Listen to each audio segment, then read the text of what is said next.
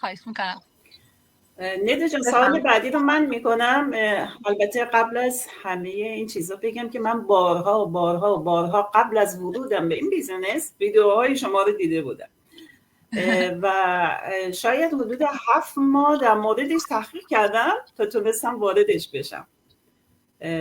این از این. دوم این که میخواستم اشاره به این بکنم که خیلی از ما سوال میکنن که کمیسیون های این چطوریه و آیا این بیزینس که شما میگی این موقعیت درآمدزایی پتانسیل خوبی داره یا نه. ما این رو همه میدونیم ولی دوست داشتم از زبون شما بشنوم.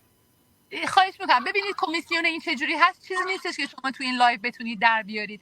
اطلاعات مربوط به بیزینس مدل و روش درآمدزایی فقط اطلاعاتی هستش که تو ترایل 30 روزه به شما داده میشه. تنها چیزی که شما الان میتونید به صورت در واقع سریع بهش برسید اون ورکشاپ 90 دقیقه‌ای هست که اطلاعات خیلی زیادی در مورد این بیزینس میده و پتانسیل این بیزینس.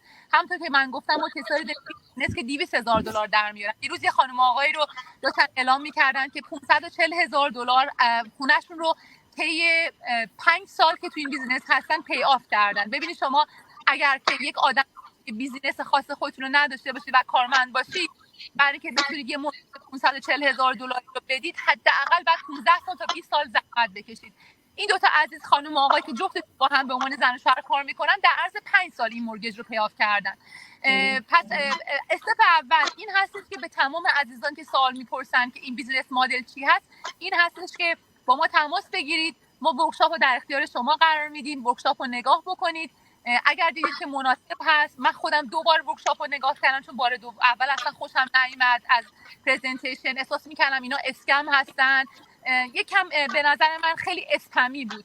بار دوم که نگاه کردم پنلیستا فرق کرده بودن، آدمایی که اومده بودن و پرزنت میکردن. حالا خوبی کامیونیتی این هستش که همه جور آدمی داره. آدمایی داره که چه میدونم همه صورتشون تتوئه، آدمایی رو داره که 80 سالشونه، آدمایی داره 18 سالشونه. شما همه جور سامپلی میبینید تو این بیزینس و این بیزینس یک در واقع کامیونیتی هست که شما رو هر جوری که هستید، با هر اپیرنسی که دارید و ظاهری که دارید و تحصیلاتی که دارید و سکشوال اورینتیشنی که دارید، دینی که دارید، واقعا در آغوش خودش قرار میده.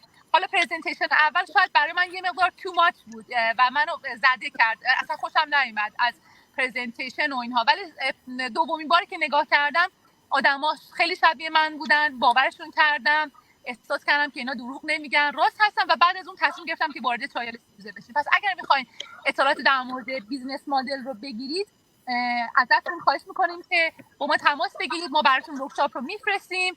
بعد از که ورکشاپ رو نگاه کردید بلافاصله وارد ترایل 30 روزه بشید. 30 روز وقت دارید که تصمیم بگیرید تا این مناسبتون هست یا نه.